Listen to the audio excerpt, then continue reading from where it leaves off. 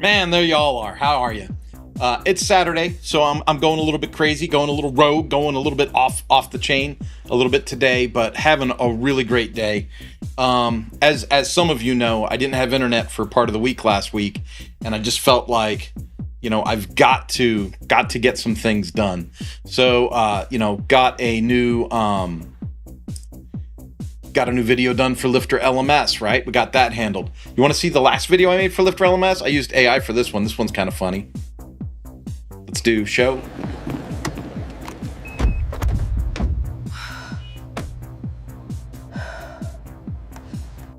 So I put that right into another video that I made for Lifter LMS. And then this last one I made was more like a tutorial screen share video. Made that, send it in for review. We'll see what they say. We might have some edits to make, but got that part done. And as I was working today, because it's like, internet was down for a couple of days, so do I go mountain biking today or do I do work? Well, let's be realistic. I always talk about Fitness Focus Freedom Friday, but part of that focus idea is that there is work to do, and I've got to do the work. So jumped in, did some work. As I'm doing the work, I'm feeling a sense of redemption for getting things done that I didn't think I would get done. I don't know where you're at in your stage of life. I don't know if you've been beaten down a little bit. I don't know if you've, suffered the slings and arrows of life. But I have a little bit. And as I was knocking things out, yesterday and today and getting things really, kind of in line, I felt a sense of redemption. Okay. Now I get up today. Or was it yesterday that I saw this? Might have been yesterday that I saw this. I saw this lady on, let me get back over here. I saw this lady on social media, right? Now that's Tulsi Gabbard. Tulsi Gabbard, her last day in office, went public with a ton of Dr. Fauci nonsense. A ton of how they handled COVID, a ton of how they lied to us. And you might not know me this long. You might not remember the woe that I had gone through. But during the pandemic, it was rough. I was unemployed for the pandemic. I got laid off as the pandemic started. And then I applied for over 400 jobs. Could not find a job. Found a couple of people that would make me an offer if I got vaccinated, but I really didn't believe. I could not wrap my head around. I'm a cancer survivor. I'm not putting any kind of test nonsense in my system. Like it's experimental. There is nothing on the sheet that's inside the box. They won't tell you what the possible side effects are. They won't tell you this. They won't tell you that. And then you've got, Dr. McCullough, and you've got these other guys out there saying, well, this is what's in it, and this is what they don't want to tell you, and this is the side effects, and now we've seen all these dead bodies, and we're pulling these, snot strings out of them, clogging up their arteries, and, now they had cancer spikes, and all-cause mortality is going up, and all these things. And as this information was coming out, the people in my camp, and I hate to say my camp, but we all kind of got put into a camp, right? So it was like, people would tell me, oh, you're going to kill grandma. Well, there's family members that were like, I can't believe you won't get vaccinated. Don't you care about your children? What? Like, that, don't you care about me? I'm like, well, did you get vaccinated? Yeah. Well, if you think the vaccination is the cure and you got vaccinated, why are you worried about what I'm going to do to you? That doesn't make any sense. And so there was a big struggle there for me. And as Tulsi Gabbard released this information, I'm going to tell you, sense of redemption. Now, here's the weird part. I didn't hear anything new from Tulsi. I didn't hear anything new at all. It was stuff that we already all knew. But there is a segment of society that claims to not know this stuff. They claim that it doesn't exist, or that you're a conspiracy theorist, or that you're making things up. And so when someone in her position says, I'm going to release all this stuff, here's all this information, that is a sense of redemption. Now, Where are the apologies? Where are the perp walks? Who's going to jail? Who knows? Who knows? I remember my wife had to go see her mother die through a window because they weren't allowed to visit the lady. They were told to look at her through the window. The woman was legally blind, legally deaf, and was dying. And she wasn't allowed any visitation. She died alone and miserable. Okay? As soon as she was dead, it was like, hey, you guys got to come on in here and get her stuff. Hold on. You wouldn't let us in to visit the dying woman, but now you want us to go in and get her stuff? See, that whole narrative doesn't make any sense. It defies logic at every single level. And so you just have to ask yourself, how did so many people fall into that? And then you see someone like Tulsi kind of lay out, this is how they did this, right? This is how they did this. He was involved. This was involved. This office was involved. These documents, this coercion was happening. And so you can see that, with the billions of dollars that were spent on this fraud, it's very easy to see. Now, that leads me, obviously, to already think about the redemptive qualities of, healthcare fraud, the election fraud, all these things. Piece by piece, this stuff is going to surface. Is anyone going to get perp walked? Is anyone going to go to jail? Is anyone going to be held accountable? I don't know. But I feel like a sense of redemption in that those things are out there and the information's forthcoming. So I think to myself, there's that. And then I think to myself, on a happy note, look at this stuff with the World Cup. Now, I've traveled to Spain, France, Italy, Germany, Japan, Canada, and I'm a pretty gregarious kind of guy, right? Which I think is hilarious because people that know me, like there's people in town, we have very different political beliefs, but we sit down, we have a beer, we get along great, right? Like, and they seem surprised. Like, I thought you conservative guys were just a stick in the mud. No, we're not sticks in the mud. We have thoughts. We have thoughts, you have thoughts. Let's have a beer. We don't have to argue about everything all the time. I'm a very gregarious person. And so when I would travel to these other countries, I made lifelong friendships with the people that I met in Italy. I'd been to Italy multiple times, and I met people over and over. People that didn't even work at Ducati, I became friends with in the town of Bologna. And when I took my wife there on vacation in 2018, we called them up. We did meet some people from Ducati, not going to lie, right? Because how would my wife not see the factory, right? But we went to Bologna and hooked up with Michael. Michael gave us a referral to a really great restaurant for dinner. We had a great time. It was just an amazing time. And people would say, how did that happen? Because I was myself. And what's funny is they were like, when people see me out in these other countries, they would say things like, you don't seem like a normal American. Well, what's a normal American? What are they thinking a normal American is? When I was in Japan, they were all, Kurtsan, you're not like a normal American. What's a normal American? Well, apparently the world thinks the worst of us because mainstream media continues to lie to the globe about what jerks we are. So when you are yourself and you're in their space and their culture and you're celebrating their culture with them and you're open-minded and you're absorbing what you can and loving the food and the people and the dance and everything that they do, they go, oh, you're not like a normal American. No, I am a normal American. I fear that you don't know what a normal American is. And so now the World Cup comes to the United States. And one after another, after another, after another is hitting social media and going, oh my God, this place is great. This place is great. The people are awesome. The people are friendly. The food is amazing. We do have amazing food, by the way. The food in Japan.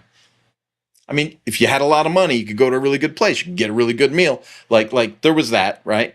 But like their cookies taste like cardboard. Like their cake doesn't taste all that great, right? Come to America, right? Sugar. We got like all kinds of sugar. But like our food is great. Barbecue, amazing. Cheeseburgers, amazing. Waffle House, amazing, right? All these things they're experiencing and they're going, and everyone's friendly about it. Like people are being cool. And I don't think the rest of the world was ready for that.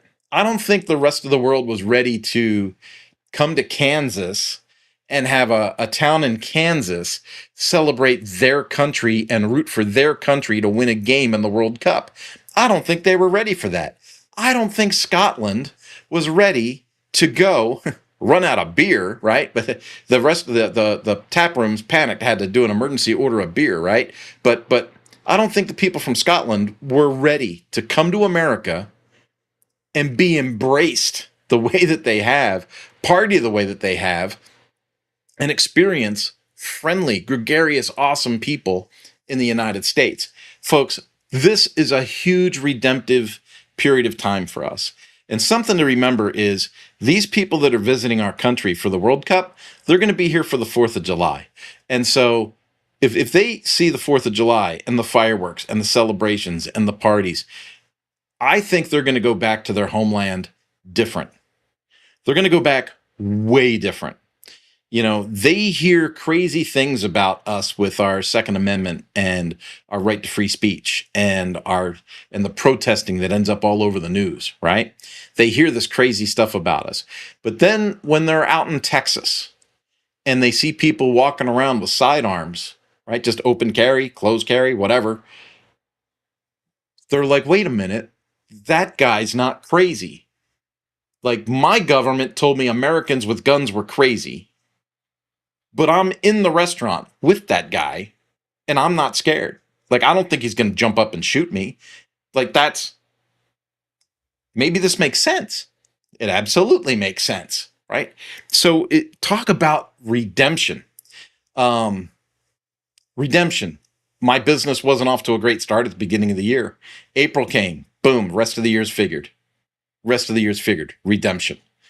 Beginning of the year, I was fat, riding my mountain bike hurt. I wasn't performing well on the trail. I couldn't even keep up with the dang kids.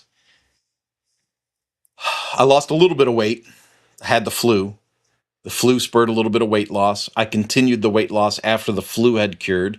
And now I'm riding a mountain bike like I rode them 3 years ago, like I rode them 4 years ago. Maybe not 5 years ago, because 5 years ago I was in pretty dang good shape.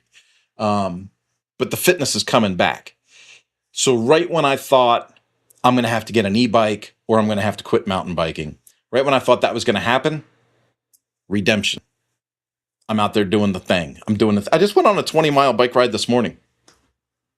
Not a mountain bike. I just road biked today 20 miles. So for those of you that bicycle, you know, road biking's a lot easier to get miles than mountain biking. And so this morning I just did a 20-mile ride around town with the bicycle shop, the local bicycle shop. So I'm thinking about this theme today that's in my head, like this whole thing about redemption. Moved to Kansas in 2023, riddled with debt. 2024, bought a house. 2025, everything with the house is fine. And now we're halfway through 2026. Redemption. So I'm curious because I don't see anyone coming in live, right? So I know it's the weekend, everyone's busy. But if you watch this as a replay, my question to you and what I'm looking for comments on is when you think about the word redemption, when you think about the word redeem and redemption, what comes to your mind?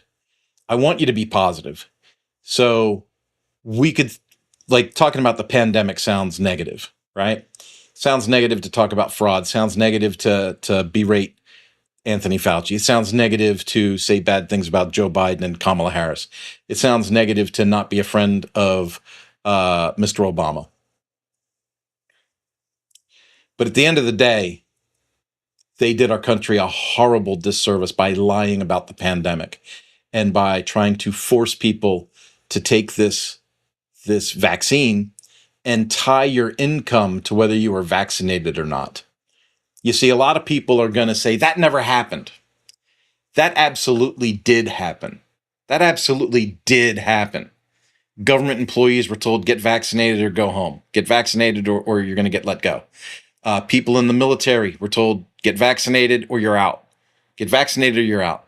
Take this experimental drug or you're out. Right? They encouraged large businesses to say, well, if you're a large business, you have to make sure your people get vaccinated or you're going to have to liquidate your people. And then they turned around at the end of the pandemic and they said, we never said you had to. It was always a choice. No, it wasn't a choice. When you tell a family, get this shot or you're not going to make any money this year, that's not a choice. That's not a choice at all. That's coercion. And so, I look back on those days and I'm surprised I'm not angrier than I am. I think it's because there's a certain malaise that's just kind of created a film over my brain and my mentality about this.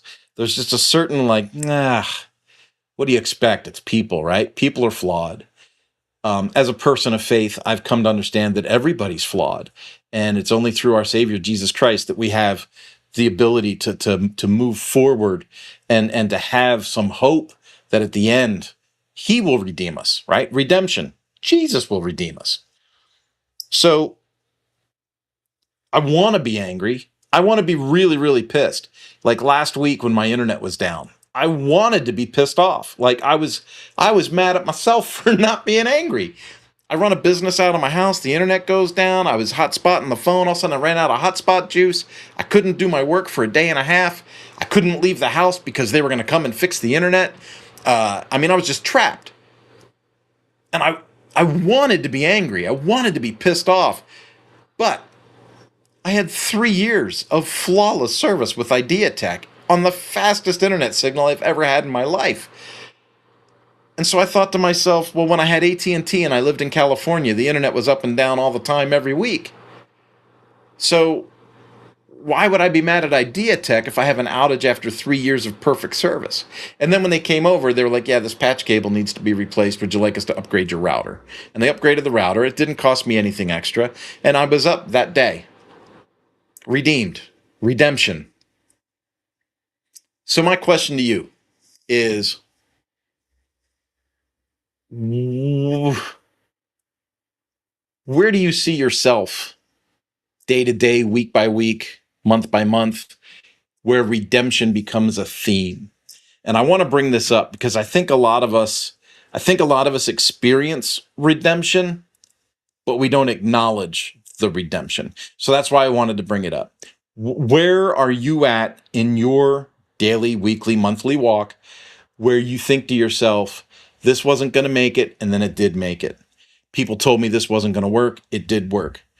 People made fun of me when I said I was going to write books. They said, what do you want to be when you grow up? I said, I want to be an author. I want to write books. And people literally laughed at me and said, you write books? What makes you think you can write a book? And now I've got 2 published books under me. Redemption. When I got fired as a high school student at a Catholic high school in Wyncote, Pennsylvania, the person that fired me from the school, the last thing they said to me was, you know what? A young man like you is never going to amount to anything in this world. That was the last thing a grown adult said to me as a student getting thrown out of school. And I was not thrown out for fighting or selling drugs or bringing guns to school or any of that weird stuff. I didn't go to school a lot. I didn't do a lot of work. I had good grades. I had great grades, but I didn't go to school a lot, and I didn't do my work, and I didn't pay the tuition on time. Funny how it all comes back to money. A lot of people got to go to that school for free based on, how do I say that, right? So a lot of people got to go to that school for free because of who they were, where they came from, what town they lived in, their demographic. I was a young white male attached to a single white female mother, and I didn't pay my tuition on time, and I didn't go to school a lot, and I didn't do a lot of my homework. And they said, you know what, you're just not the right material here. So instead of helping me get over the hump and figure out how to make things work, they just said, we're just gonna cut the cord, bro. I'll let you go. So I want to be clear. Like when I got fired from high school, it wasn't a disciplinary issue. Like I beat somebody up or I cut somebody or I shot somebody, or it was nothing like that. Right. These were all correctable things, except, of course, not having money. While other people got bussed in for free. I got to keep throwing that out there, right? You turn a blind eye to cash flow for certain groups, not this group. That was my first real experience with that, by the way. That was my first real experience with you don't get a break. No, no, you don't get a break. But then the icing on the cake was, a young man like you is never going to amount to anything in this world. That stuck with me longer than it should have. Like, I should have dismissed it right away because it came from a loser. But it's not the way I saw it. It's not the way I saw it at the time. And it stuck with me for a long time. And now I think about this. I run my own business. I've got 2 published books. I have my own motorcycle power sports training academy. I work for the Marine Retailers Association, and I teach business owners that own $1 million corporations how to improve their business. I'm on 5 different podcasts a week. And that man said I wouldn't amount to anything in this world. I am a follower of Christ. That already puts me at the top of the heap, right? But then I'm married. I got 2 kids. I got are you kidding me? Are you kidding me? Were there mistakes along the way? Yeah, absolutely. Absolutely. Are there regrets? Absolutely. Are there people I wish I was still in touch with? Yes, absolutely. Are there people I shouldn't have stayed in touch with? Yes, yes, yes. All these things. But at the end of the day, redemption. Redemption. So I'm just going to hit you again with it. James Lau, greetings from Orlando, Florida. James, what are you doing in Florida, bro? Hey, isn't it going to be way too hot for you down there? Aren't you used to being, I don't know, 2,000 miles north of there? But in any case, the question was redemption. I want to know in the comments,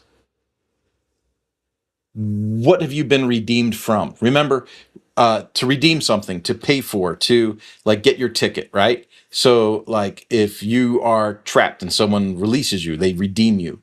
So that's what I want to focus on. What did you think wasn't going to happen? Whose non-belief in you locked you into something where you thought, oh, I'm going to fail for sure, and then you were able to come out of it? What break did you get? What mentor came your way and gave you a pat on the back? Who supplied you with a laptop when you needed it, right? Those are the kinds of things I'm thinking about. I'm really interested in these stories of redemption. I am actually working on a 3rd book, and I was thinking about weaving some stories of redemption into the book. The book is not a themed book on redemption, but I'm thinking about weaving some redemption stories into the book because I want to give people, especially young students coming out of school, I want to give them some motivation through this work. And so I want to let them know where that stuff comes from. Now, James is nice enough to actually do some homework for me behind the scenes and pull a quote here. He says, if you try, you might fail. But if you don't try, you will never succeed, from Thomas A. Knight. Absolutely. Absolutely.